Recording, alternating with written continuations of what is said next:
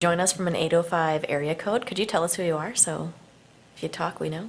It's Raleigh Lockery. Okay, thank you. Thanks for joining us. We're just waiting a few Thank minutes before we start. 30th, 2020, and this is a special meeting of the Common Council of the City of Wausau. The first item on our agenda is the Pledge of Allegiance. I pledge allegiance to the flag of the United States of America, and to the republic for which it stands, one nation, under God, indivisible, with liberty and justice for all. All right, thank you very much. Now Clerk Leslie will take the roll call. Peckham.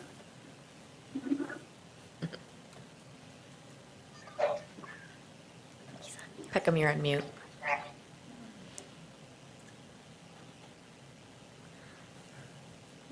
We'll come back. Martins. Here. Killian. Here. Neal. Here. Mr. Wadinsky is excused. McElhaney. Here. Rasmussen. Here. Alder Watson is excused. Herbst. Here. Larson. Here. Ryan. Okay. Pat Peckham, we see you're unmuted. Yes, I'm here, thank you. Thank you.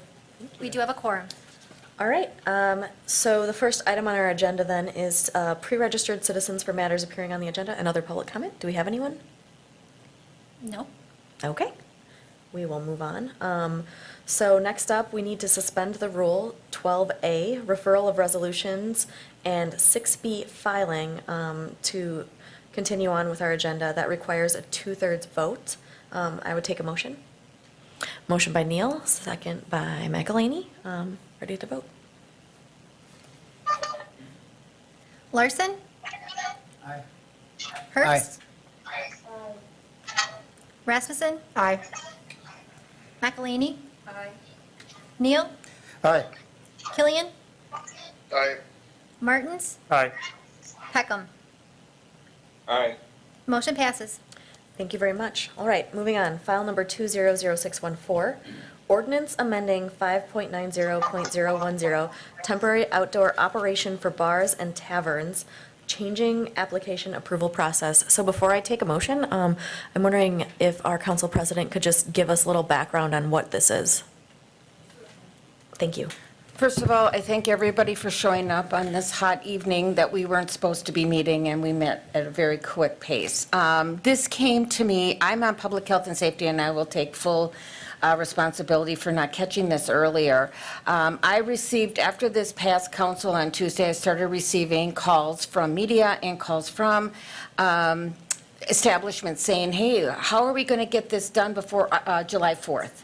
You know, and I said, well, you know, the public health and safety, the streamline was to go to, after the applications were passed through the clerk, it went to public health and safety, and our next scheduled meeting was July 20th.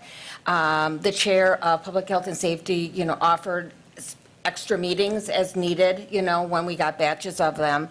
And so I talked to the mayor, and she said, you know, can we streamline this process? Summer is short. We are doing this for a reason other than we are trying to help our establishments, but we also want to really encourage that social distancing. We're seeing COVID rising rapidly, including in our area. So we want our bars and taverns that are opening to do so in a healthy way. So I talked to everyone involved, and everyone really pitched in and helped. And so what this ordinance now will say is that the applications will stay the same, the criteria for each bar and what they need to meet will stay the same. As it goes to the clerk's office, Wausau PD has offered to in a timely manner, review them, and if it's stamped okay by the clerk and by Wausau PD, they're going to give the license. If, for some reason, a license would be denied or by the PD or whatever, they still would have the normal appeal process coming through to public health and safety. Again, if it was denied, it could go to the full council. as we do with all of our licenses such as that or special events. So that is what we're doing tonight, is just trying to streamline it kind of away from public health and safety and figure if Wausau PD is okay, we're okay, and go from there. Thank you. Thank you. All right, before we have a lot of discussion, could I have a motion? I would move to approve. Motion by Neal, second by Martins. All right, Alder Rasmussen. Thank you. This change actually does create an expedited process. I agree with that. Originally, when we considered this in public health and safety, though, the police department did request an added level of oversight over Class B licensed taverns versus restaurants that also hold the Class B license, partially because there is a difference in the scope of service. So with the restaurant, the primary scope of the service is dining and food, and the alcohol is secondary. With a tavern, that's reversed. You may have food, but the primary outdoor activity taking place is the consumption of alcohol. And so they wanted that extra level of oversight by the committee. But knowing the logistics of waiting for committee meetings and trying to schedule them and get a quorum that can meet in a nimble fashion to speed these up, it certainly makes sense, the balance that they've struck here. If the police department is reviewing them with the clerk's office, and we've created already defined criteria so that they're all on an even playing field, it certainly makes sense that we would delegate that authority to the staff and not have a need then to schedule a half a dozen special meetings. Thank you. Is there any other discussion on this? I think we're ready to vote.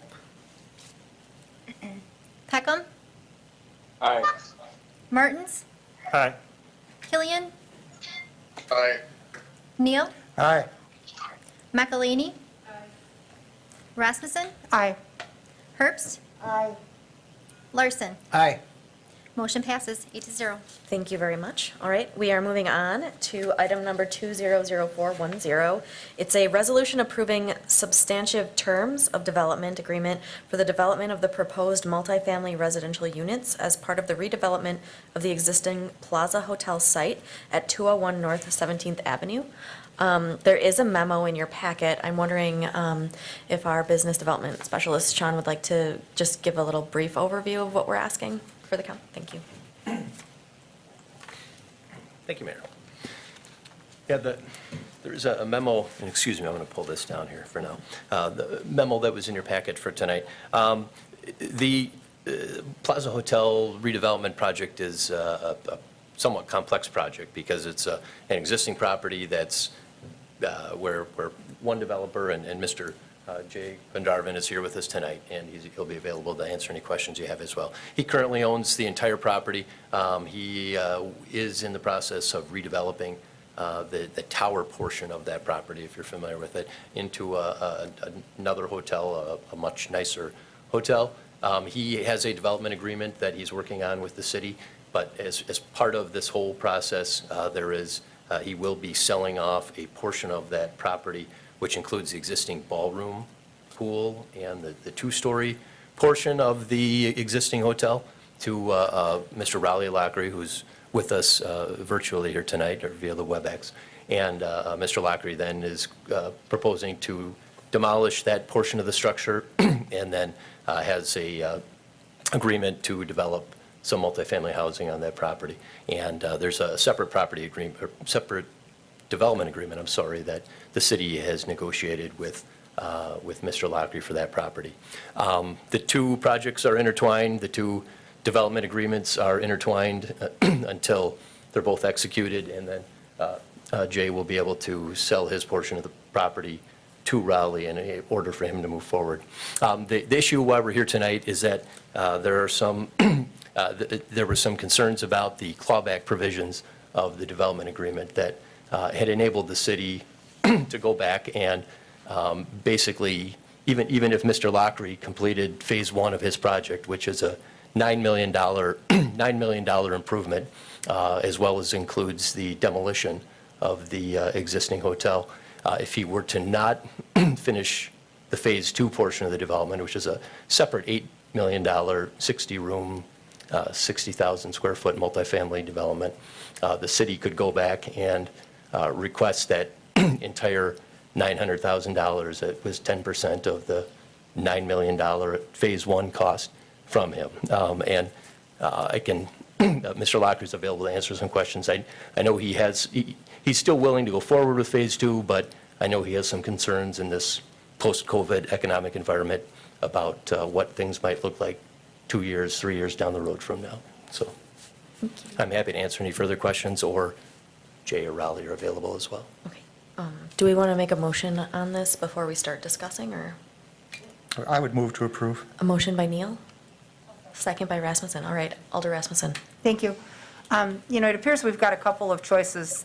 First, I guess, the first question I would have is, with this development agreement, is time of the essence? Because normally when we need to amend the terms of a development agreement, we typically do that in the Economic Development Committee and then bring it here. And so we missed that stop here. So we've got a couple options. I mean, you could either extend the time, which we've done with other projects when, construction projects have slowed. So rather than set a 2023 deadline, you could certainly kick that out to 2024 or 2025.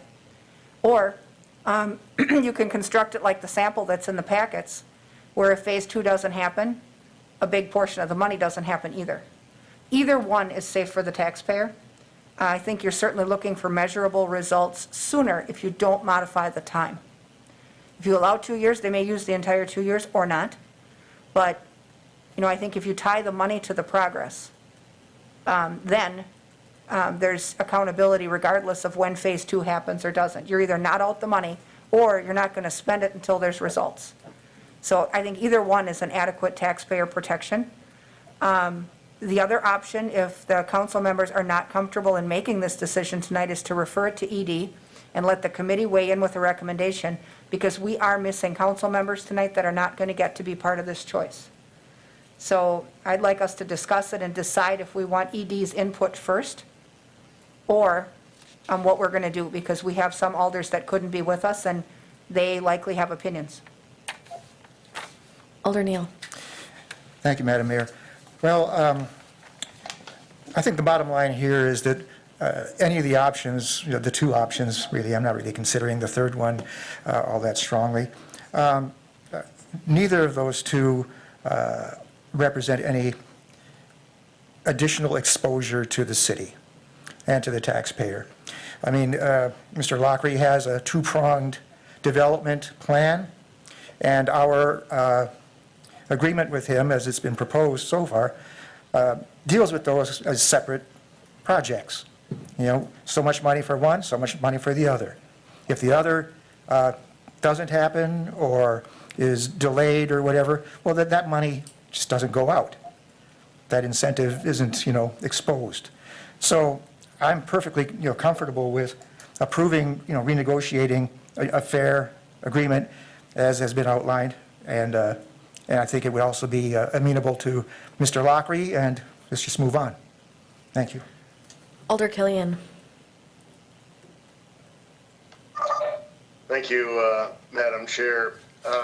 Yes, I agree with a component of what Alder Rasmussen said, and that is we do have alders missing this evening. And it was my understanding that a special meeting was called primarily for the first agenda item that we encountered and voted on this evening. So in the spirit of kind of why this meeting was called in a special fashion, and given what Alder Rasmussen said about the absence of some council members who could not make it within the rather short time frame of notice, I think it would be appropriate to wait and give them a chance to weigh in, as they may have opinions. It seems like historically it's never been a bad idea to take things at a measured pace and get input from our colleagues, and I hope that's something not just this evening but in future meetings that alders have the opportunity to weigh in, and there are no surprises on the agenda. Thank you. Do you have any commentary on the timeline as we're negotiating? Mr. Fitzgerald will. No, Or- I just want to say, yes, the two projects are intertwined, and I don't know that Mr. Lockery has as much of a need to move forward, but Mr. Gondravin, because the two are intertwined, it's really, the project, I think, affects his project more than others. So if you want to just. Yes, if you'd like to address. If you could Thank give your you for name. the opportunity. I'll take this off, sorry. So my project is actually going at full speed. One thing that is important for me is this project is funded by SBA 7A, which has a provision of being fully funded by September 27. That means that substantial amount of my loan has to be disbursed and substantial amount of work has to be completed by September 27th. So that's where time is of essence here in terms of having the agreements drafted and signed off by Honorable Mayor. And this way we can get going on at least the first phase of the project, which is the hotel. This project, like everybody knows here, is very important for the city. And we have been trying to work something out for the past 4 years. This property has gone through foreclosures, and it's important that we give it a priority and make a decision today. Thank you. Thank you. Alder Rasmussen. Thank you. The Economic Development Committee is meeting on the 7th, and the council is meeting on the 14th. So we certainly, if we decide that we wanted committee review, have time for that. And, I normally, and I'll tell you what my concern is with this, is we have a committee process for a reason. And the committee does the vetting, does the detail work, does the heavy lifting, so that we don't need to do that on the council floor.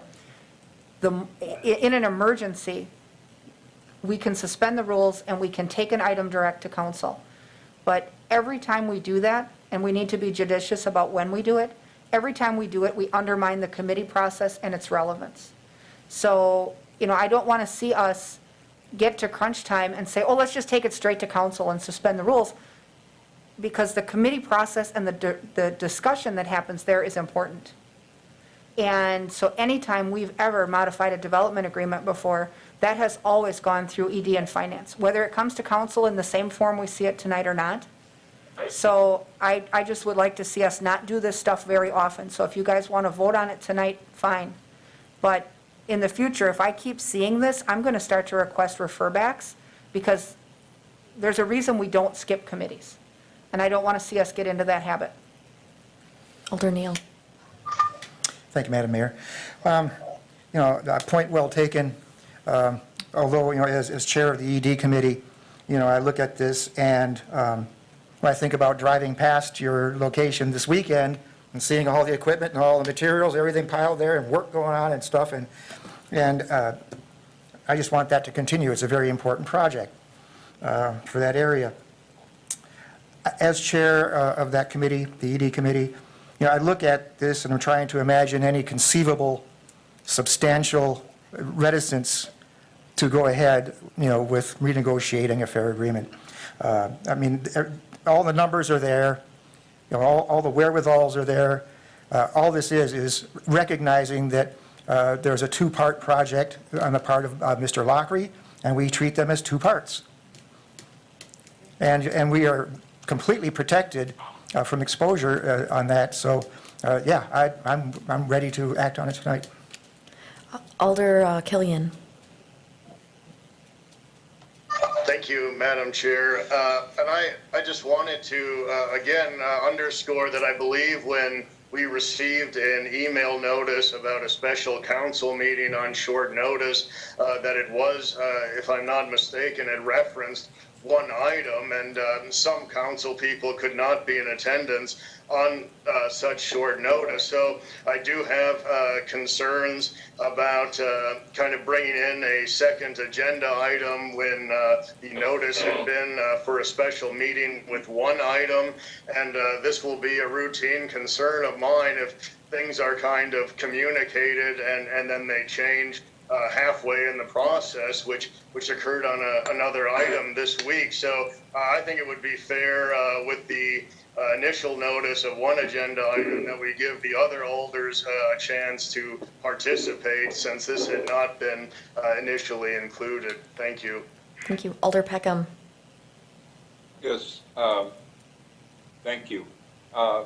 I don't have any great objection to sending this back to ED. It looks like it would be about a 2-week, matter of 2 weeks. But I'm wondering if Mr. Lockrey could weigh in on the urgencies he's feeling and whether perhaps the council would consider kind of locking in the assistance for the first half of his development and allow community development or staff at City Hall to work on the second half and then bring that back for a separate action. But could Mr. Lockrey speak to us? Yeah, sure. Hi, this is Raleigh Lockrey. First, I just want to apologize for this having to come back to the group, so I'll apologize for that. I don't know, somehow with Christian and I, this didn't come out in discussion, or I missed it, so it could be my fault. So maybe I'm the one that didn't hear it and didn't listen as well as I should. But once I got the agreement from the attorney, went through it and saw that clawback language in there, unfortunately, what it does is with that clawback language, we would not be able to proceed forward. Because with that language in there, we wouldn't even be able to get our loan for the first building. Because our lender won't borrow us the money if they know that potential is there. If we go build the first project, the lender will be doing that. If there's that potential, because here again, as we've seen now with this COVID, things can happen that we don't have any control over. Very good example of what's going on right now. So there's no way that we'll be able to get financing to build that first building, knowing that there could be the clawback action if we don't, for some unforeseen reason, we don't build the second one. So that really would take us out of the game, which I would hate to see. My main motivation for this, and I don't want to sound holy, but it was really to help Jay and help the city. I owned that hotel 26 years ago. I owned it with a partner. We owned it for about 1.5 years and sold it to Mike Rivers. He went into the renovation. And I've watched it over the years and looked at it for many years saying this hotel needs to be taken down. So, and Jay called me about 4 months ago and we struck up a good relationship, and he's been working really, really hard and creative to make this all happen. And his plan is really good. It's obviously good for him, but it's good for Wausau. It's good for the county. He's basically going to fully remodel that hotel, upgrade it to a much nicer facility than what it is right now, and everything will be brand new. But he needed someone to come in, be willing to work with the city to get the rest of the hotel torn down. And, there again, I was born and raised there. We've obviously developed a lot. We're developing there right now. We're building the apartments right behind here. We're building the Tommy Car Wash and the Duncan over on First and Bridge. That's our other project. We're very active in the market. I'm very, very concerned and want to do the right thing. So Jay was so excited and headed in the right direction. I thought I really wanted to help him, and I knew it was the right thing for that to come down. So we worked an agreement for us to come in and to do this in this component so he could remodel the hotel and this could all happen. So I think it's not many projects are win-win, but I feel this really is. It's just a good all-around project. It's a feel-good kind of project. I would not even be taking it on if it wasn't be for that, just to be upfront. I'm not trying to say that in any way. I just would not be doing it if it wasn't for that reasoning. And the only way that we can move forward is that clawback going away, because I won't be able to get the first one funded. So I'm not going to waste Jay's time nor your time in moving forward. Not that so the clawback language would have to be removed, and that's all we're asking to be removed. Those projects are full self-sustaining. So in the first project, the critical one that the city of Wausau should want to have done, because that accomplishes the buildings coming down, Jay's Hotel being renovated, and there were also that whole facade wall, that concrete wall that looks so bad in front of the hotel gets all redone, and we build a new building. So just even if the second one doesn't happen, this is the impact one. Now our goal is to build the second one. I'd love to build hotels, want to build the second one, but like I say, we won't get funding for the first one. So I can't even. There's no way. Like I said, if I didn't know and somehow I could have missed it. I don't know exactly what happened, but once I read this agreement and saw that clawback language, and that's why I came back and talked to Sean and said, hey, I'm sorry, maybe it was my fault, whatever, and I apologize it was, but we can't move forward with this in there, so what can we do? It's really a big thing, but it's a small thing, because the first project is what's critical for the city, and we have to execute that, obviously, to get the money, or we would have to pay the money back, so we are at risk. So when we get the money from the city, then we have to build that building, our first project, or we would have to pay it back. That stays the same in the agreement. So, and I'm not trying to sell us in any ways, trust me, especially with the environment we're in right now, I could easily like to walk away from this project. But it really is the right thing for the city and for us all to do this with Jay and what he's willing to do and to get that building out of there. It's really, it'll be a great asset for the city of Wausau to have that change. So anyways, that's my thoughts. And thank you very much for all being here tonight, and I appreciate your time. And whatever you decide, whatever way, I understand. You gotta vote and feel the way for what you feel is right. Thank you. Thank you, Alder Larson. Thank you, Madam Chair. I guess being a new council member, coming in the middle of this whole goings-on, I'm not really up to what I should be, and I don't have a problem with what Alder Rasmussen said about sending it back to ED so we can get fully educated on this, and what Alder Killian said about getting all the people involved in this, getting all the Alder people involved in this. I live near the area there, and frankly, I would love to see the hotel remodeled and stuff, but the need for the apartment buildings and the need for the city to spend $800,000 or $900,000 on it at a time when we don't know how this COVID is going to affect our revenue, I have certain reservations about the whole thing in general. And especially when you're going to build apartment buildings on top of apartment buildings and you can't even afford a decent road to get there. Thank you. Thank you, Alder McElhaney. Oh, You want to go? yep, Finance Director Marianne Grote. Maybe answer some questions about the financing. I just wanted to clarify one thing that Mr. Larson said. So these are what we call developer-funded payments. So what happens is when that second phase is built, it's going to generate new property taxes, and we then give them a portion of that property tax back. So it's not as if it's coming out of existing revenue sources. So the philosophy is if the project didn't happen, we wouldn't have those new taxes. And so we're willing to, I guess, abate or give a reimbursement of those taxes in recognition of the private developer investment. So it's not a financial risk to the city on that as a revenue source because it's a new source of revenue and we're sharing that back with the developer in recognition of their investment. That's Thank all. you. Yes, Yep. yes. Thank you, Alder McElhaney. Thank you. That's what I was going to point out, is that this isn't coming from the general fund. This project, Phase 1 alone is, what, like 9 million? 9 million. 9 million in taxes for City of Wausau. Do you know how much taxes 9 million would do? Do you know that's where we get our money for our roads? That's where we get our money for our police force and our new fire station and all of that. And so, you know, that is why we do reverse TIFs, because they are not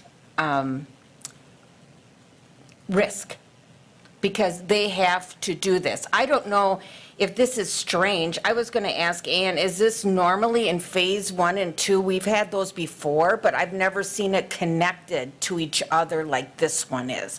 Is that different than a normal Phase 1, Phase 2 with two different developments just by the same developer? You're right, we've had separate agreements in the past with Phase 1 and Phase 2 like we do with River Life, so the development agreements stand alone. Here, it's one development agreement that you approved on April 14th. And I apologize for the consternation of some of the council members for it appearing on tonight's agenda. I checked with, I believe, the mayor, correct me if I'm wrong, and I checked with Sean Fitzgerald, and I assisted in the process in getting this on the agenda because I was told that it was a time crunch and it had to be done now because of Mr. Gavardin. So I tried to bring it forward. I agree with Lisa's comments about committee development, and that's why I put I felt that with the term sheets being as broad and vague as they were, and being silent on these things, and having been through what we were with France, and the whole council having liked clawback and protection for the city, that this was a body decision that needed to be made and not staff to say, oh, sure, we'll take out all that city security, we'll take out all the clawback language. I did not know till I heard Mr. Locre tonight that he couldn't even get financing with the way that it's worded. So I made it possible for you all to go into closed session if you felt that was necessary. You certainly don't have to, and you certainly haven't needed to up until now, for sure. But I am not completely comfortable with the resolution we prepared, giving me and the Community Development Department staff to negotiate this. If you want to see the final development agreement, I have no problem with that. And I had thought that if you wanted to go into closed session, you could come back out and amend that last paragraph to say, and this is what we direct you to do, or we approve the request of Mr. Locre, or give us the parameters within which you wanted it negotiated, not just full authority to go out and finish negotiating it. Thank you. Just to add a little bit more color to this discussion, we've had some philosophical talks about this, and often in the absence of clarity of the rules or the resolutions, it is on me, the mayor, to interpret how we should move forward. And I could have said, yes, go do this, but it does feel very important to me that the policy body weighs in. So that's where I'm at. Just so you know, we're calling on Alder Rasmussen, then Alder Neal, and then Alder Peckham. Thank you. I guess just given the way that this has come together, we've already talked about the fact that, we're missing members and whatnot, but if we already need tweaks made to the resolution, if we need to talk about the mechanics, the money end of this, and decide if it's one development agreement or two. Personally, if the terms are written right, it probably doesn't matter if it's one or two. But the discussion we're having here is exactly what would happen in the committee, and then you would get the minutes to see why we went in a certain direction, and then you could feel comfortable that all the questions you might have had, or at least most of them, got taken care of. And so this is kind of what happens when we try to write an agreement on the council floor versus in a committee. So, this may come back in the exact same form, but if it needs little adjustments, my recommendation is still that we adjust this in economic development on July 7th and bring it on July 14th. I mean, we can commit to a final decision on July 14th. We certainly aren't going to make anyone wait till August because we only meet once a month in the summer, in theory. So, but Or for 3 today. times. But I think that if 2 weeks will not make or break either project, we could take a week and get this right. I mean, by Tuesday, they could have this all handled. And if my peers are amenable to that, I would make a motion to refer it to ED with a final council decision placed on the 7/14 agenda. Second. So here's my question, parliamentarian. We have a motion that we will pass this, and now we have another motion. Do we need to rescind, or do we need to vote on that initial motion? You need to vote on. I heard a second. You got a second, you need to vote on the motion to refer back to ED. Okay, even though we have a live motion to pass this. Okay. All right, so we had a motion by Rasmussen, a second by Killian. Is there any more discussion on this? Alder Neal, I see your light on. My concern is twofold here, maybe threefold. If we vote down this, motion from Alder Rasmussen, and then go on to the original motion, and for some reason that doesn't pass tonight, where does that leave the developers agreement and the developers? Where does that leave the projects? So the motion that is currently on the table is a motion to refer back to economic development. I understand. So if you vote that down, and then if you were to vote down, then the initial, it means that we would have a developer agreement that will not be signed by the developer. And then, I don't know, you could probably reconsider it. Alder Rasmussen. If the item fails under our rules, a failed item can't be brought back to the council in 30 days. substantially the same format for quite some time. So that then will really create a problem for these projects. So if your wish is to avoid that type of risk, then it's never a good idea to vote on an item with 2/3 of a council barely present, because you don't know how the missing ones would vote. And so there is no harm in going to a committee and getting a well-articulated recommendation and then coming back here. I think that's the safest possible move, because if we don't refer it back and we try to massage it here and that doesn't work, it's done. That's my understanding. Then we've got a failure on the project end. Well, I'm afraid we've bogged ourselves down in a concern about process far outweighing a concern about progress and about the developer's investment in significant work here in the city. I find it disconcerting.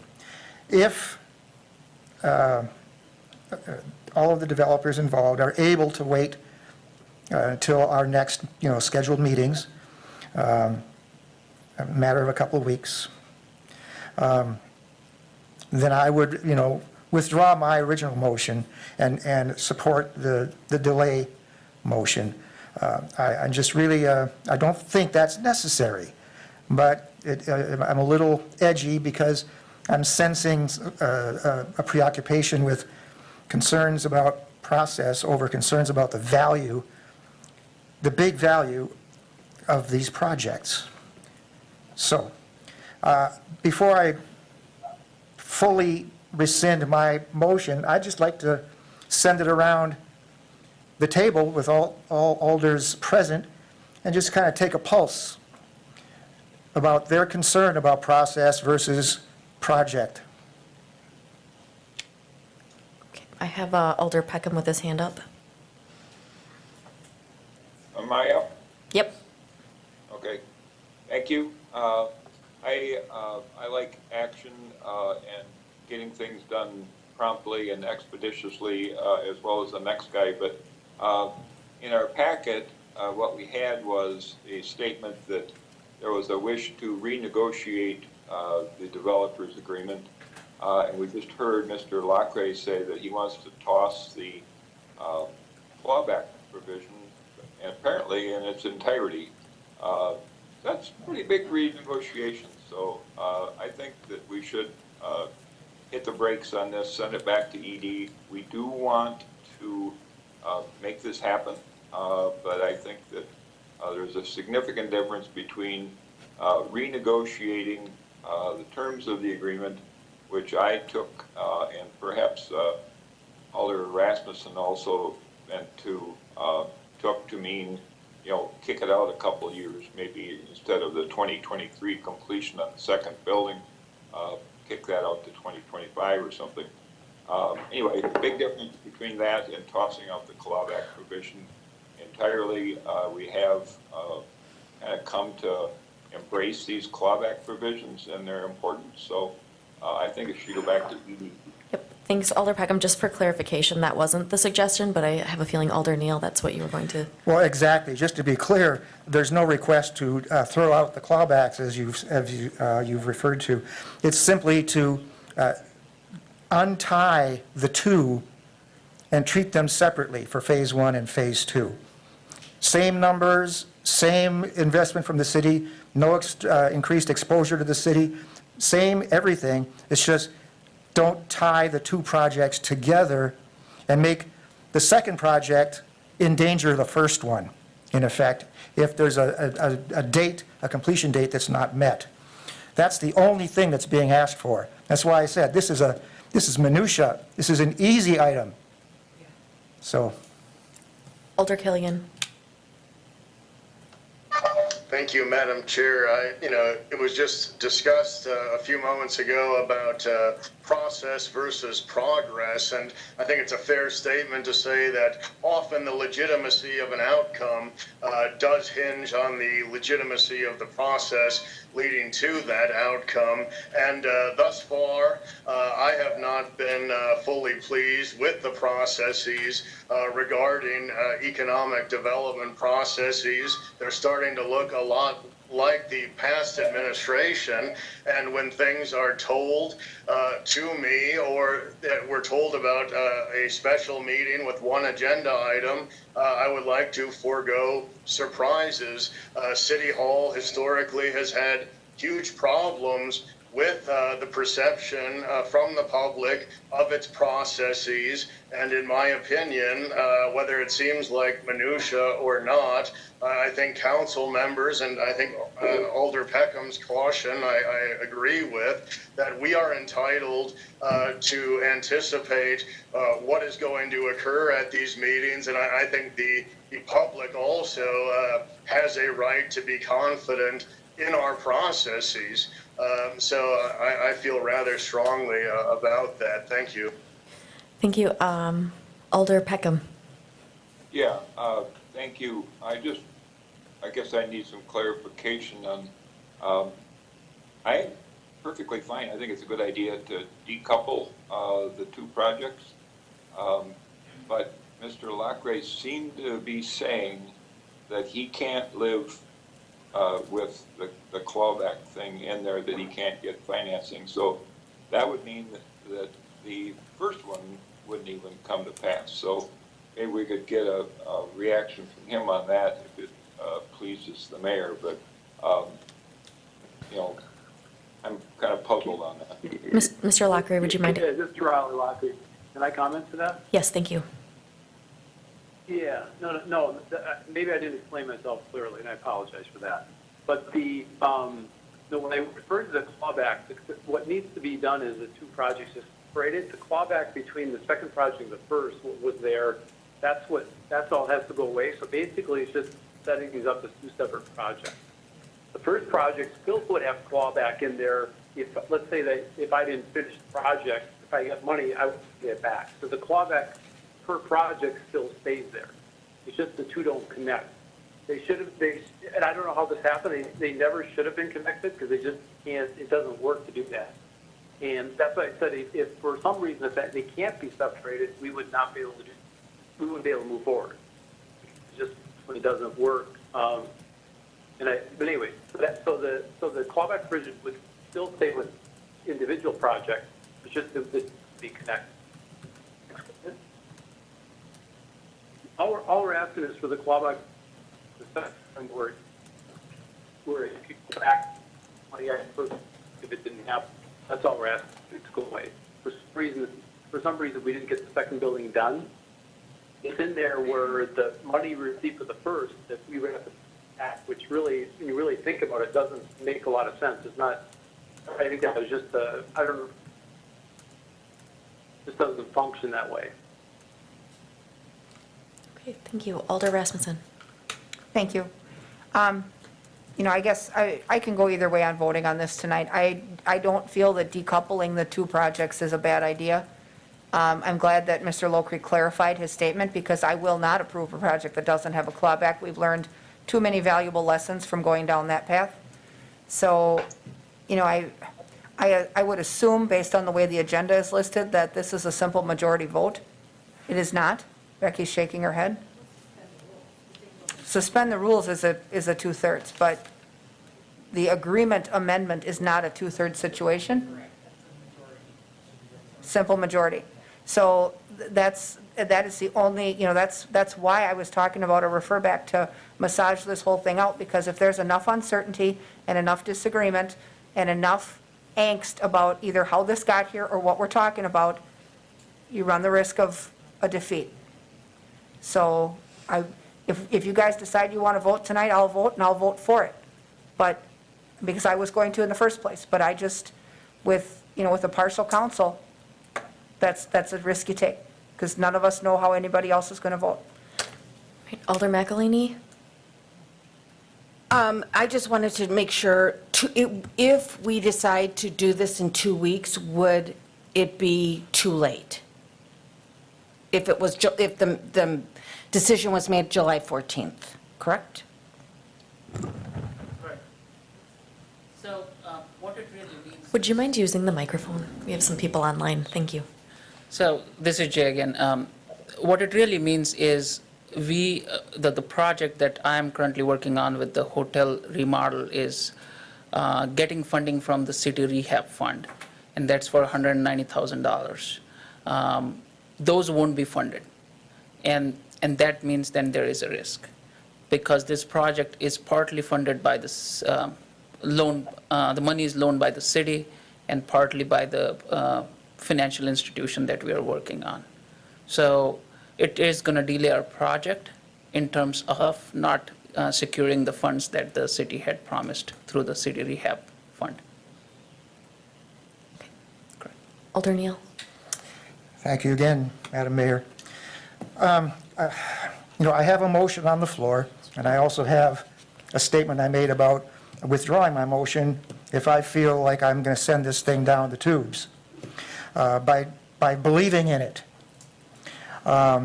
We've heard from several of our colleagues here and not heard from others. And before I make the decision of whether or not to withdraw my motion and delay this for that couple of weeks, which I don't know if that would adversely impact the hotel project itself, I would love to hear from those who haven't spoken yet. Okay, I had Alder Martins, if you'd like to speak now. Otherwise, I have Marianne, Finance Director, who wanted to add. Okay, thank you. I guess I've heard a lot about that this is a very complex decision to make, and that, without any language in front of you, that it's hard to, decide what to do. But I understand that the developers agreement was included in your packet. And, page 6, the commitment of the city really is the area that describes the clawback. And it, has like a little laundry list of things that need to be accomplished or that clawback is triggered. And so, it talks about, I does not achieve the completion of Phase 1 project on or prior to the Phase 1 project completion deadline. 2, does not achieve completion of the Phase 2 project on or prior to the Phase 2 project completion deadline. So I think, like striking that sentence is what Raleigh is concerned about, because it's lumping the two projects together. And then 3, if any part of the project is not completed in substantial compliance. So I think, you would have to say Phase 1 of the project is not completed in substantial compliance, that really would resolve the issue that Raleigh is talking about. And, having participated in these development agreements, the term sheet that council adopted, my understanding, did not really refer to all of these clawbacks. And so, then in a silence, it's really left up to Quarles and Brady to write the agreement. And, they are going to put all, everything in the kitchen sink if they can, because, it's generally to the city's best interest. And if, again, I think it's not the city's job to hold the hand of the developer, and we've seen this kind of repeatedly where, these details sometimes are missed when people are reading the agreement, and it's not until way later. Even organizations like Aspirus have had to come back once agreements are signed to say, hey, this was an unintentional result of signing an agreement when you can't foresee the future. And so I do think, kudos to Raleigh's attorney for pointing this out to him and someone seeing it. So, when we talk about renegotiations, to me, that means the negotiations were complete and you were, done. And I'm not sure that we were actually done in the deal, that we were still crafting the agreement because nothing had been signed yet. But I do think, it's not a huge change that needs to be made. It's good that, everyone is able to talk about it. But like I said, the reverse TID payments really would not have been made on Phase 2 unless Phase 2 is completed. So that's Alder Martins. Thank you, Madam Chair. I really can appreciate, the complexity and how intertwined this project is. I know we've been, on one form or the other, been working on this since March, and I see, there are a lot of balls in motion here, and we talk about process over progress, progress over process, and myself, I too was really kind of taken aback to see this item on the agenda in such short notice when, there was a committee meeting the following week and so forth. But now listening to the conversation for the last 45 minutes, I get a sense and an understanding of how both of the developers are kind of in a rock and a hard place. Jay, the hotel owner's in a tough spot because he's got construction going on right now, and he needs the funding to keep that moving. Raleigh, he can't get the financing in order to start his part of the project, and which would in turn fund the hotel renovations. It gets kind of mind-boggling how this whole house of cards is going to just fall down completely if we don't make a decision tonight. And I'm all but ready to, send it back to committee and have it go through the proper steps. But I think here, seeing and listening to where we're at in this, I think we are at a point where we can make an informed decision, and we need to decouple Phase 1 and Phase 2 so we can keep these balls in the air and keep everything in motion. Alder Herbst. Thank you, Madam Chair. I'm very much in favor of this progress, but I really think that we need to take it back to committee. And not only that, but we are missing 3 people that we do not have their opinions tonight. And I don't think it's fair that we would go ahead and make the decision without those 3 being here to put their input in. Alder McElhaney. Thanks. Sorry. I just see, I'm going to parse this whole thing down of what I understand and what I have been through, because I was here last term. And I asked the question, what if we wait 2 weeks? He's going to lose his funding. So that means the hotel project will not go forward. What happens if he loses his funding, then, and if it doesn't go on, Raleigh Law Creek can't get his funding, that means the $9 million project together is gone. He just said it. He goes, I'm busy. This was to help the hotel out. This was to help them. I would much rather go through committee. I was all with that. Until these people are telling me, and why would they lie? They would much rather have everybody together and make the decision than try to do it with 3 people missing. But they're telling me, and their eyes are wide, and they're saying, we will lose our project. That's $9 million project that Wausau loses. We can't come back July 14th and say, well, now we thought about it, so now we would like to say something. I agree that we shouldn't be doing this. I am the first one, and people that have known me for the last 4 years, I'm the first one to pull back that we can wait, we can wait, we can wait. I don't feel we can, because I don't want to lose this project. I don't. We need the tax base. And all they're asking, I didn't understand it until I got here tonight, that what they want to do is uncouple these 2 projects. And I have never seen 2 projects like this put together in Phase 1, Phase 2. River Life is 2 different development agreements. Everything that I can remember in Phase 1, Phase 2 has been 2 development agreements. This one's kind of an odd one, and that's why I asked Ann, and it was an odd one. So what we're asking is just this. What passed on April 14th, I believe, what passed is going to stay the same. We're just going to cut it down the middle and say, okay, here's Phase 1 and Phase 2. No money's going to mix. There's going to be no changes. as I said, I'd like to go back to committee and do this the right way so everyone feels comfortable, but I'm not comfortable in voting no and doing that for some, I don't know, moral process reason, I guess is what it is, and put two developers who came to Wausau to put money in the city of Wausau, who put their own money in the city of Wausau and is putting, you can say yay or nay, you don't think it's, it's needed or blah, blah, blah, but it's tax base, and we need tax base.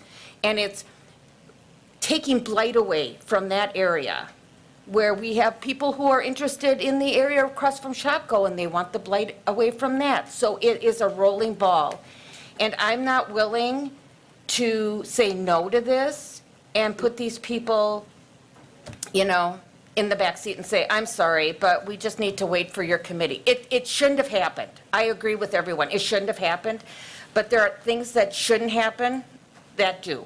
And I just want people to understand, please listen to these developers. They're saying, if this doesn't happen, we can't wait 2 weeks.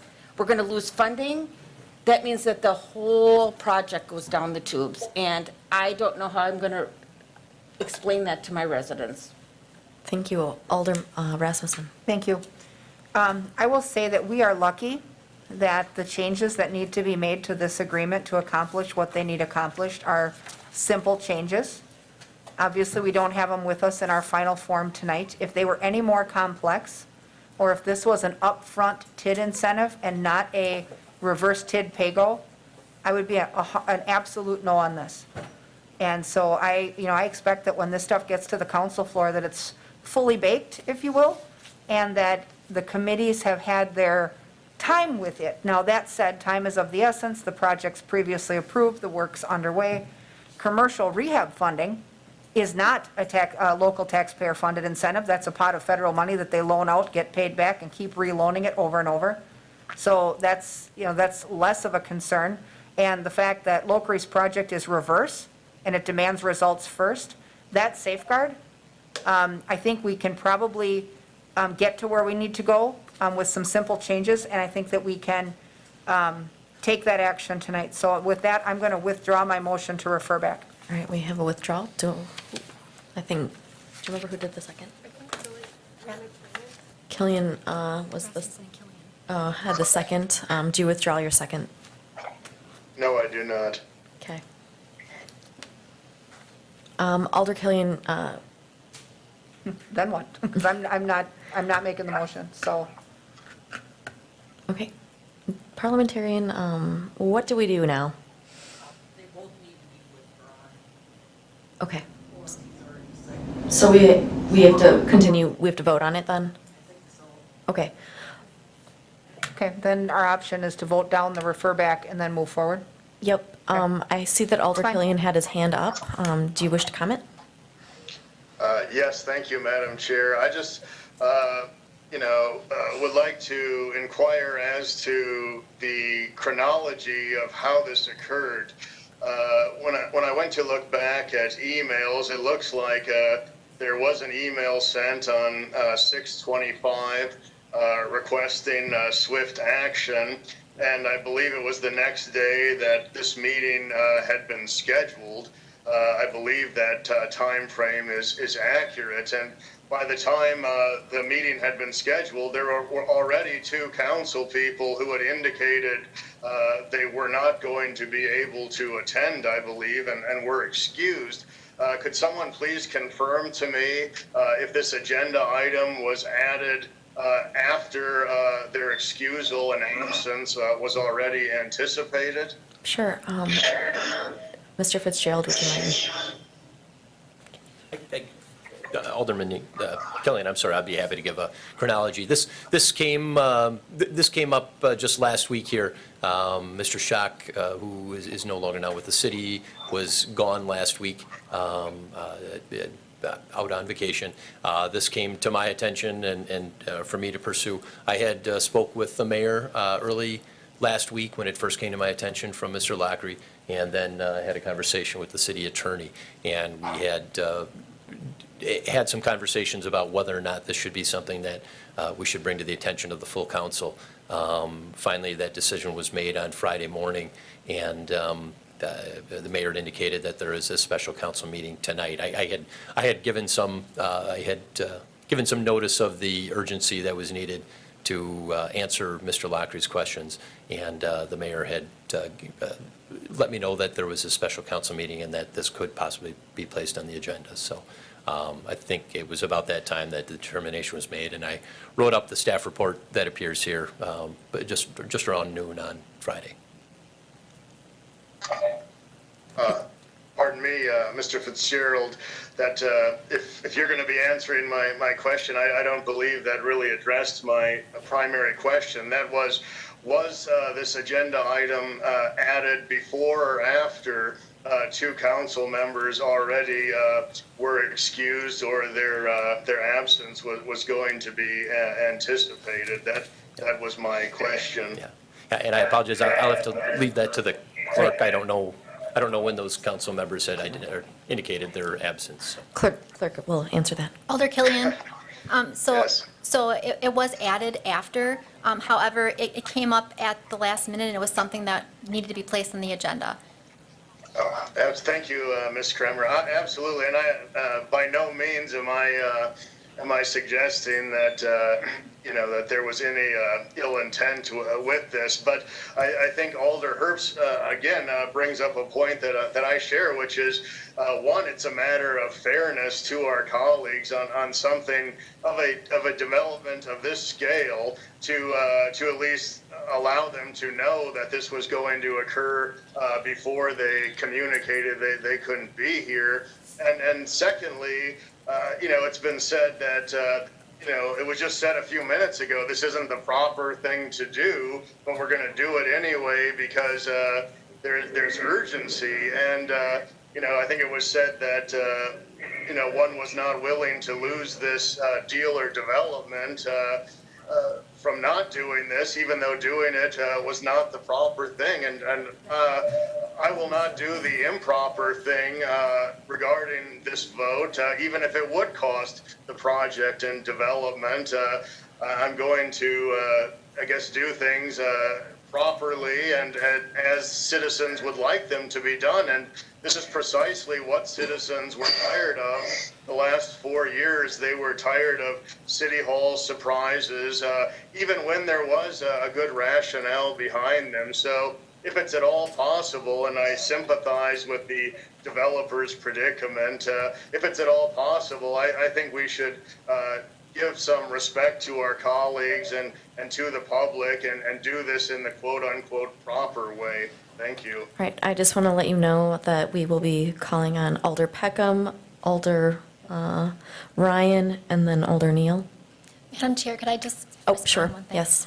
So Alder Killian, just so that you know, just because those two members said they couldn't come, they did get a notice, they did get the packet, so they were aware that this was placed on the agenda, and I did not hear anything back from either one of them. So I just wanted you to know they did know this was on the agenda. Thank you. That's helpful. And I still am a little concerned with the chronology and not with anything you have done, Ms. Kremer, just with the incidental circumstances. Thank you. Alder Peckham. Thank you. I wonder if Mr. Fitzgerald could come back and address the assertion that if we don't act on this tonight, if we delay it until Tuesday the 14th, this thing could go down the tubes. Thank you. Yeah, in that, I really, I don't know the details of the financing package that Mr. Gondarvin has, but that really was the crux of the urgency with this, is that his project is on some more immediate timelines and delays. He's been moving forward on this project.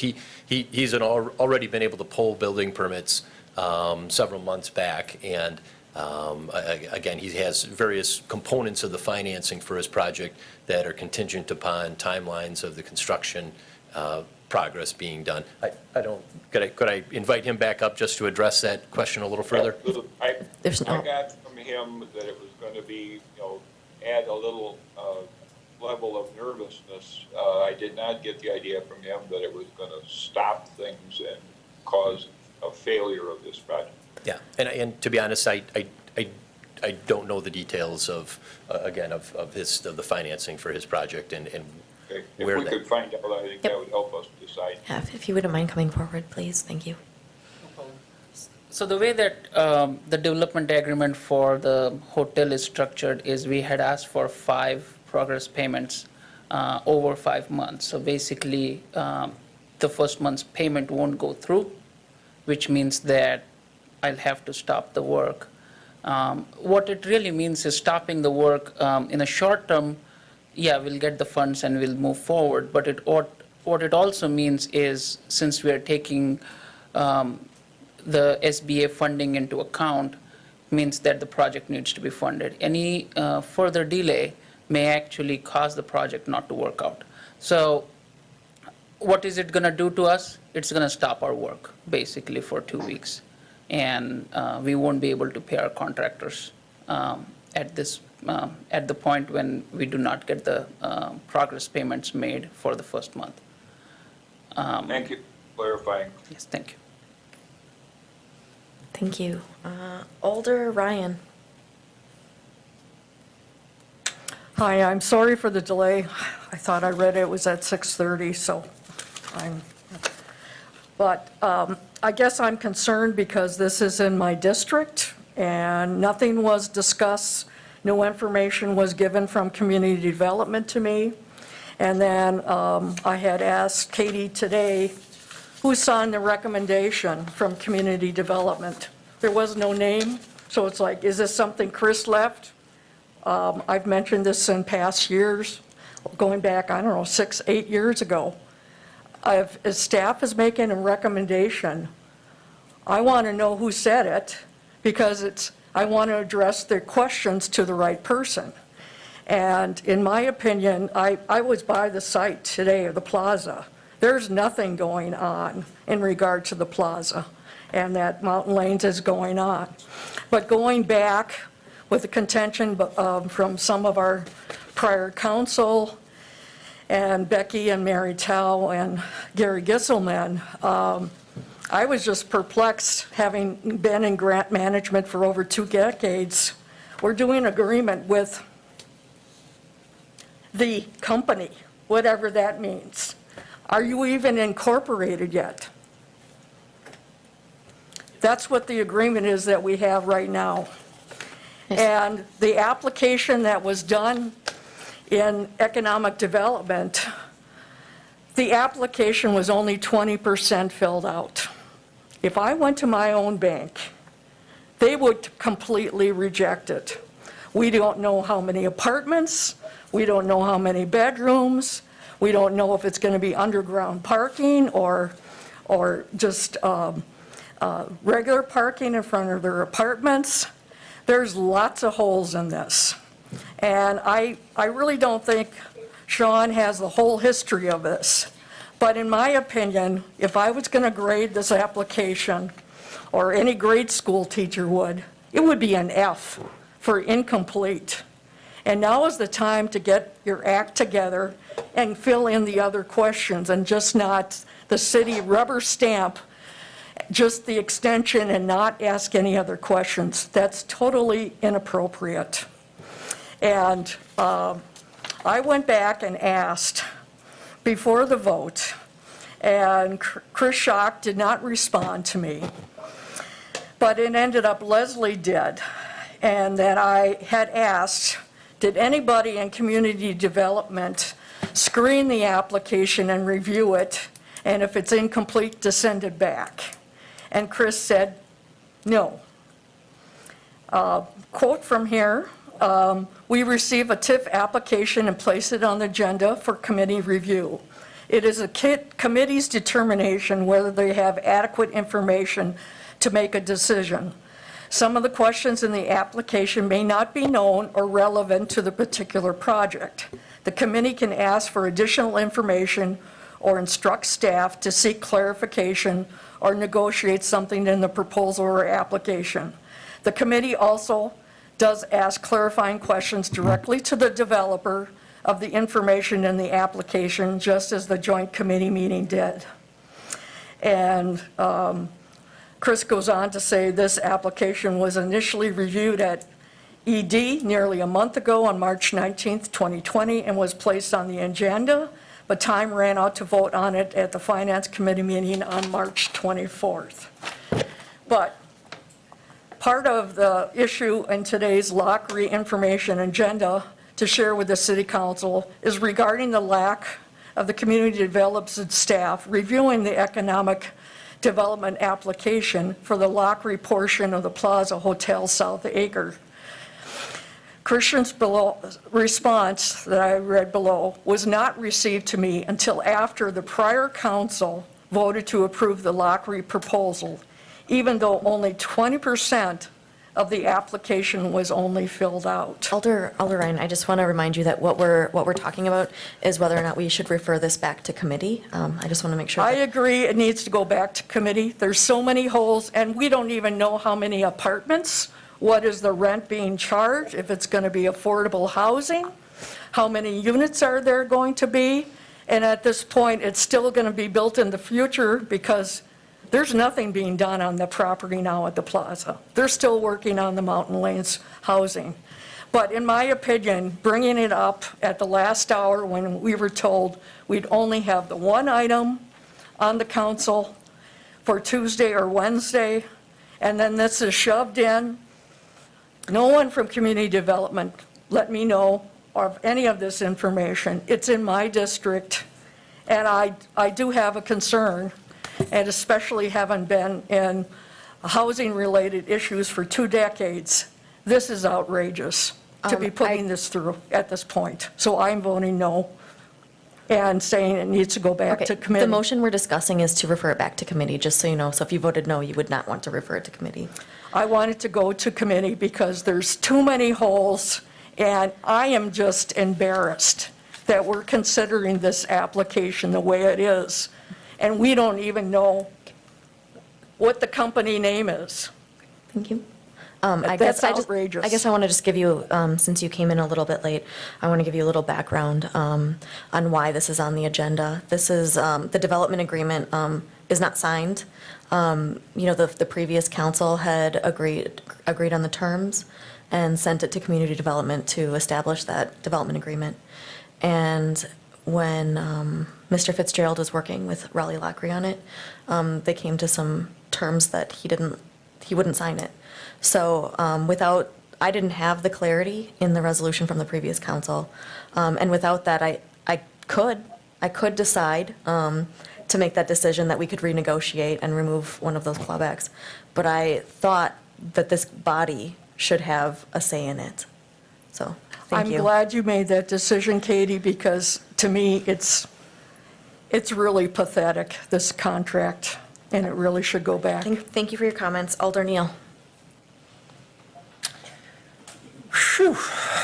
Thank you again, Madam Mayor.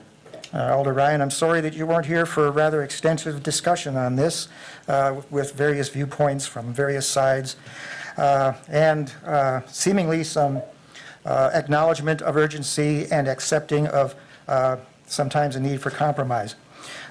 In the pursuit of a huge project on your side of town. I take exception to Alder Killian's use of the word improper. Nothing improper has been suggested here. The word improper has not been used here to characterize anything we're talking about.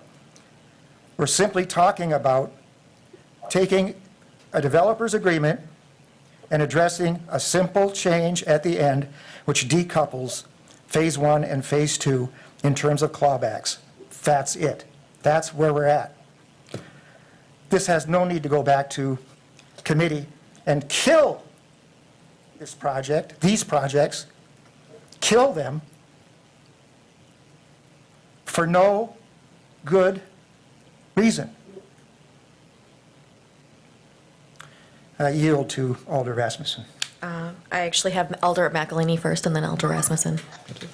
Followed by Alder Killian. I too wanted to respond to Alder Killian's that we thought that, I don't know, it was after I spoke, so I want to make sure people understand.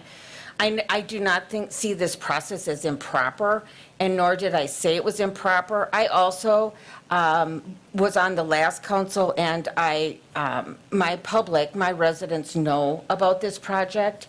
So I don't, it's not improper to do this. There are things you will find in council, there are things that come and hit you in the back of the head that need to be done.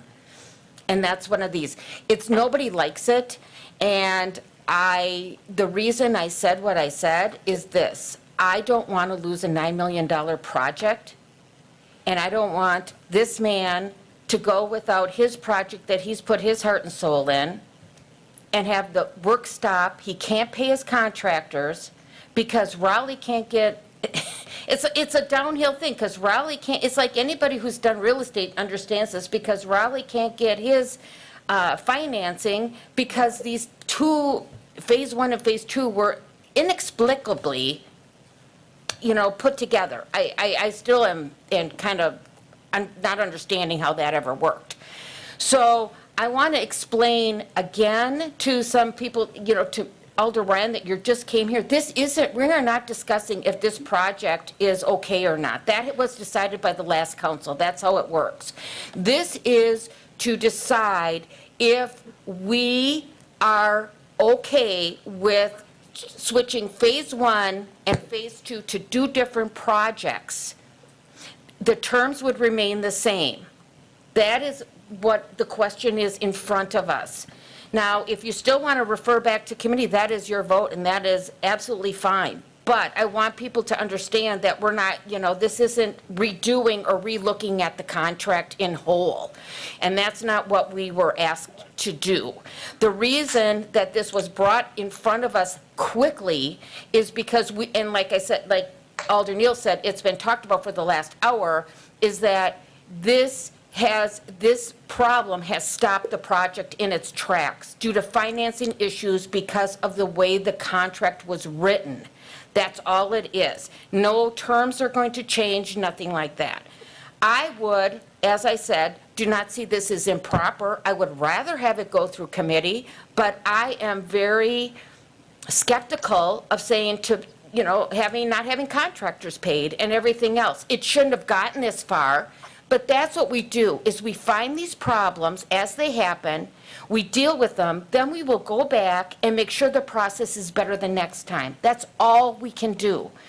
But to say we're going to throw the baby out with the bathwater because the process stunk, I just really would hope we don't do that. We are elected as leaders of this city, and we need to use our critical thinking skills and what's best for the city of Wausau.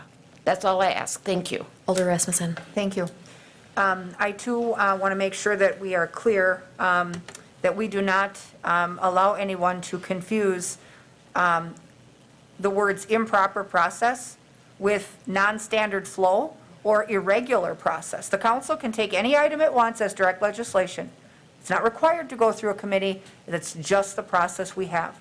And sometimes when time is of the essence, we do go to direct to council. And so my earlier remarks saying I don't want to see this all the time still stand. I don't want to see it all the time. And right now, as a group, in our group dynamics, we look like we looked on April 28th over this exact same project.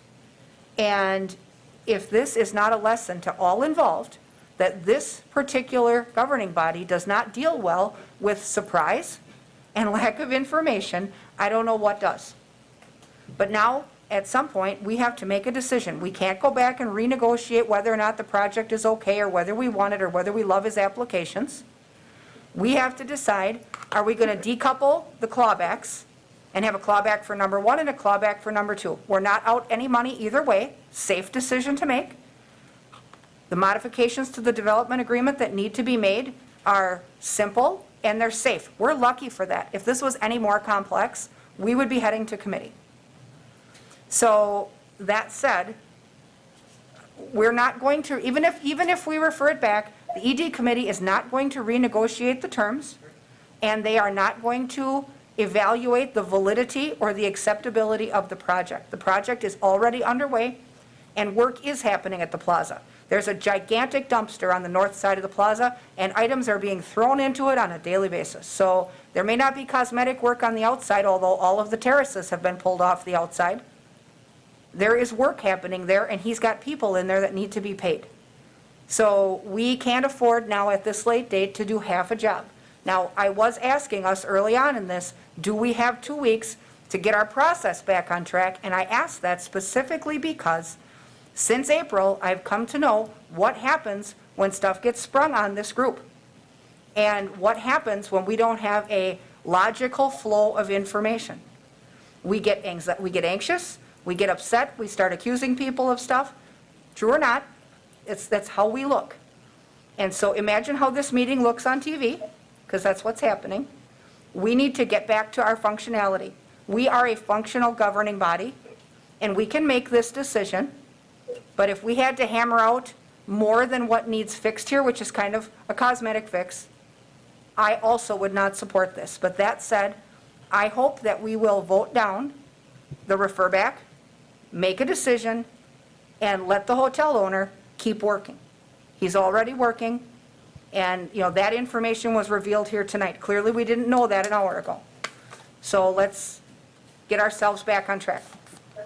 Alder Killian. Thank you, Madam Chair. It was just asked, to think about how this looks to the public watching. What I imagine it looks like is representatives trying their best to serve their constituents' interests. That's what I would guess it looks like on TV for those who are watching it on public access. And just about 5 minutes ago, there was a pretty dramatic objection to my diction or word choice when I used the term proper regarding the process. I would like to set the record straight on that. When Alder McElhaney said that she did not believe the process was proper, what I actually thought she meant was that she didn't think that the process was proper. So, I think I'm maybe being indicted for taking my colleagues literally, and for the sake of logic, I'd like to point out that when something is not proper, it is necessarily improper. So that's not my opinion, that's just a matter, I think, of logic and the English language. So I think if there was confusion about that, I want to remind my colleagues, and this can, if you're at home and after the meeting you want to rewind back and listen to the dialogue, that was the word used, and it was their term, not mine. So I wanted to clarify that for the record, and I don't think we should ever be ashamed of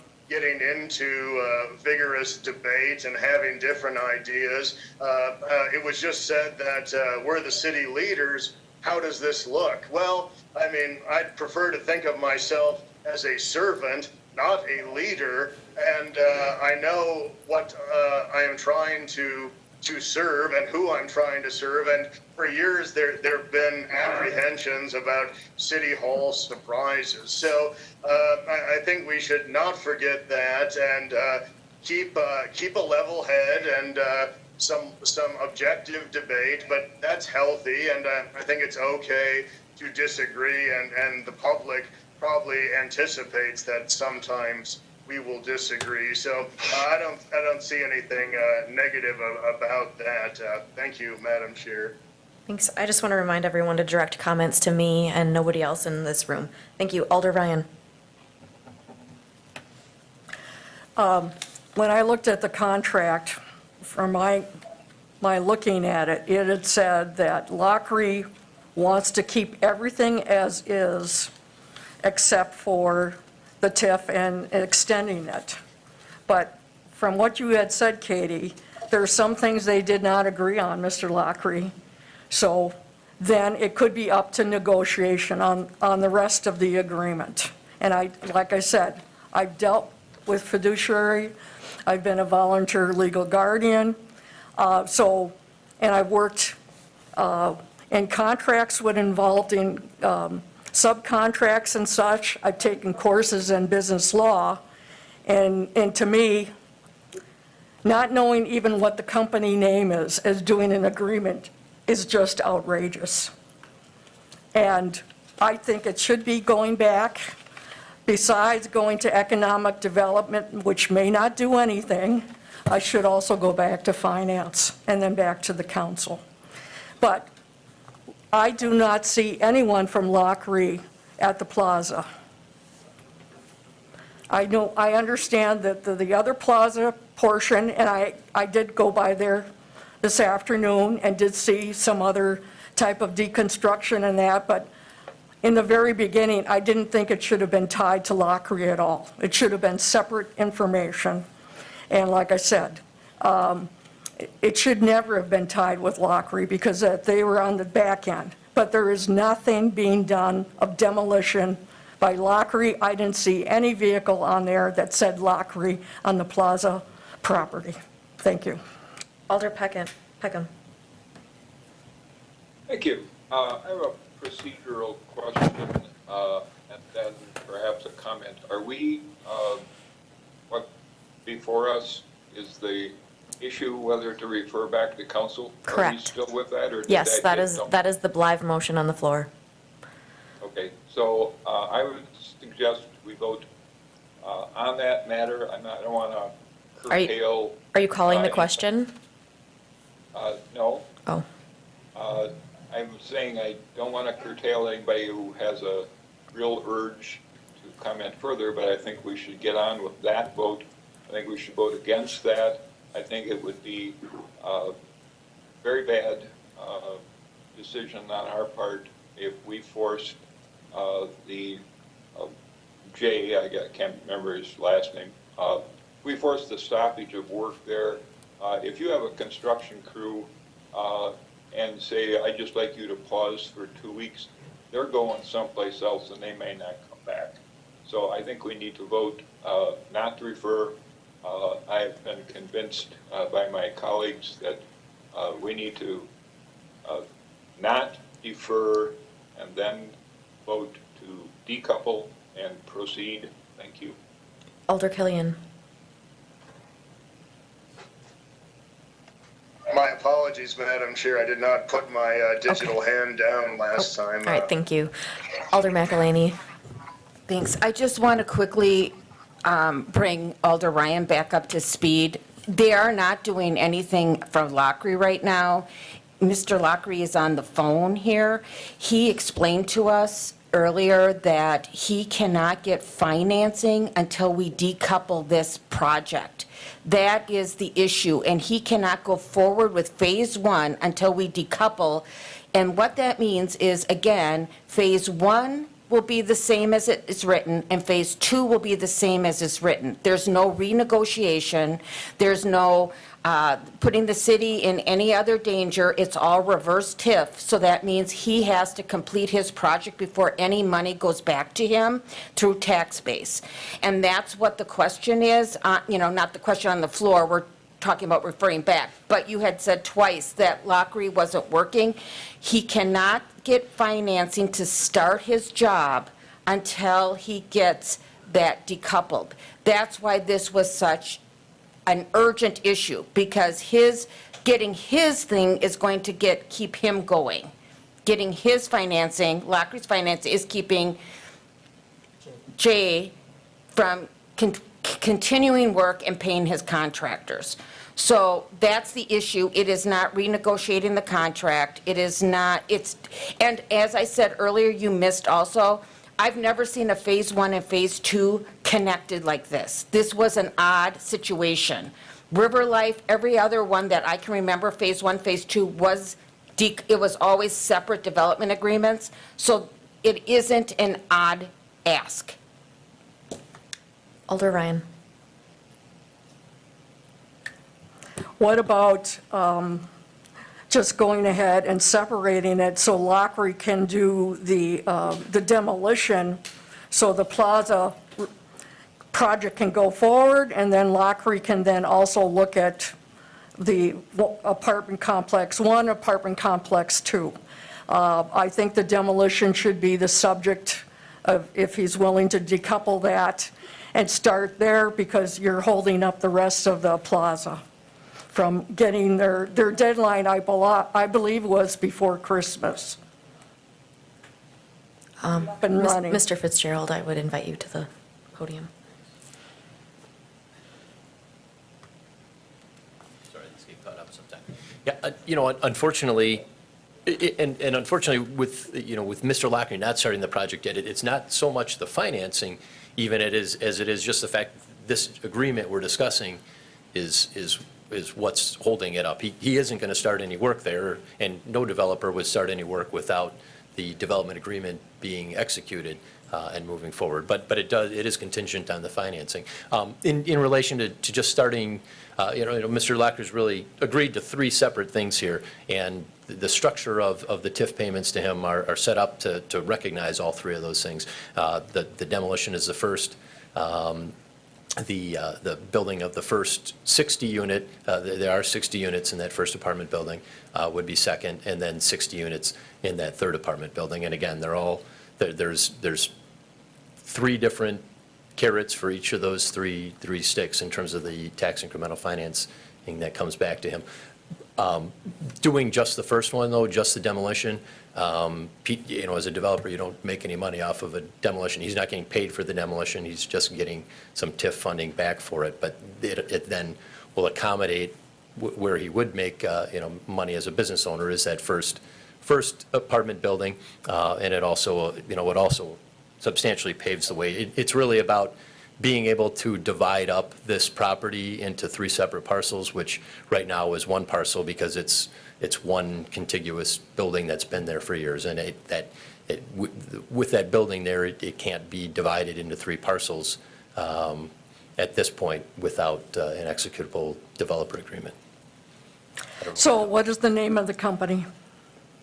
So Jay, and I think you referred to him earlier, he's Mr. Lockery's Mr. company. Locker, they don't have a company right now. It's a partnership that he's doing with him and Mr. Frings, and that's the way the development agreement is written. So they have not gone to the IRS, they have not gone to the state to ask for incorporation? They're doing it as individual investors. And that happens quite a bit with a lot of businesses and business developments, real estate developments in particular. And what are the 60 units going to be? What's the what kind of units? How many 1-bedrooms, how many 2, 3? I don't know. Mr. Lockery, are you still on with us? I don't know the answers to those, unfortunately, but.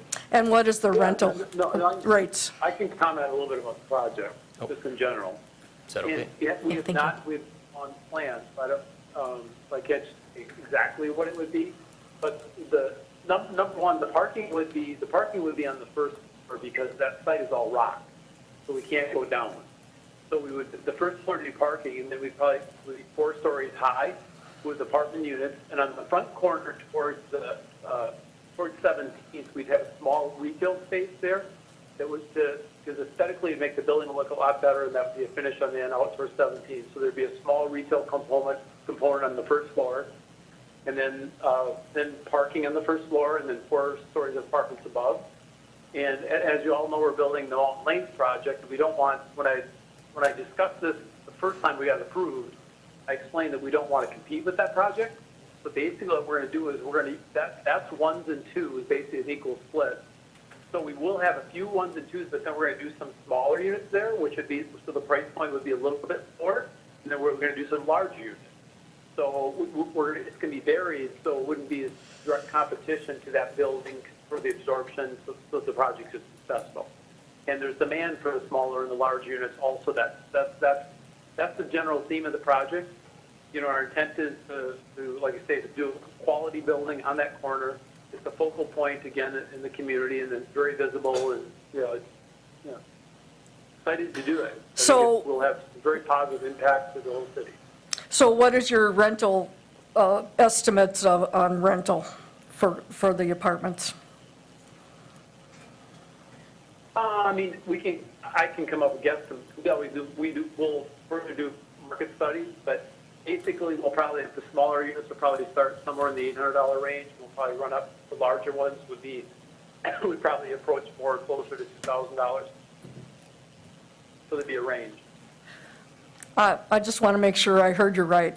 You said probably the smaller units, 800, and the bigger units could be up to 2,000 a month? Correct. Okay, Correct. because I thought the Mountain Lanes were somewhere about 950, and then the two bedrooms were like 1350, which I thought that's probably the highest in our whole neighborhood. So what I just had stated, we're going to put some units in this building that will be larger than what are in the Mountain Lane. So that's the ones that would be the more expensive ones. So you asked me the range, so that would give you the range. So we'd have everything in between.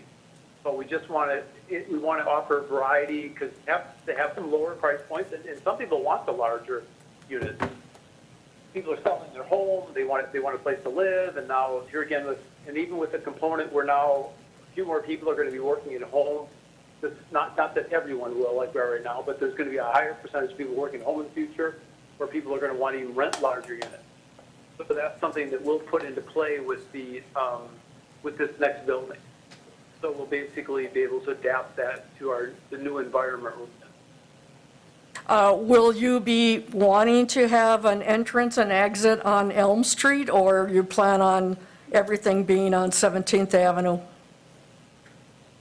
Well, the entrance, I think it's on an Elm there would stay. SISM doesn't think that was going to be the case, but we'll be talking about that soon. Yeah, and there again, these are things we want to do the right thing. We're here to, we're vested in the community. We want to do the right thing. Obviously, we go back with this project through the building department. It goes through all the personnel of the city of Wausau. They're going to scrutinize it, which is a good thing. You have a great group of people to work with there, and collectively, that's how we come up with to do the right project. And our heart's in it. We want to do the right thing. We're not, there again, we're not doing it to be doing the project. We will provide a good project and something that the community needs. Well, thank you, Mr. Lockery. I guess ever since talking about mountain lanes, it just seems my neighbors had said this would be a great place to have senior housing within walking distance of the grocery store. And so they were looking for affordable or subsidized housing, and it's not going to be that. Thank you. Alder Peckham. Thank you. I would point out that we're not here tonight to reconsider the entire project, and I hesitated to do this before, but I do call the question. Let's vote on whether to send this back to committee, and I hope we defeat that and then vote to decouple it. And move Does anybody this along. object to calling the question? I'll second his motion to call the question. If nobody objects, I think we're ready to vote. Oh, are you objecting? I would just say for committee, both on economic So development. this moment right now is only to object for calling the question. If you object, we have to take a roll call vote on it. I'm just saying, I understand, but like, right now, you can only object. That is what is on the table. it didn't say what committee to go to. Economic development. Economic development, you weren't here. Okay, I wanted finance as well. Okay, so we are ready to vote on the motion to refer back, file number 200410, resolution. You gotta vote on the motion to call the question first. Oh, was that an objection? No, but she seconded it, Oh, so I guess we have to, so you do need to take a vote. all right, we will vote on whether or not to call the question. Peckham, Aye. Martins, Aye. Killian, Aye. Neal, Aye. McElhaney, Rasmussen, Aye. Herbst, Aye. Larson, Aye. Ryan. Aye. Motion passes. All right, so we are now voting on the resolution approving substantive terms of development agreement for the development of the proposed multifamily residential units as part of the redevelopment of the existing Plaza Hotel site at 201 North 17th Avenue. The motion is to refer that back to the Economic Development Committee. Peckham, No. Martins, No. Killian, Aye. Neal, No. McElhaney, Rasmussen, No. Herbst, No. Larson, Aye. Ryan. Aye.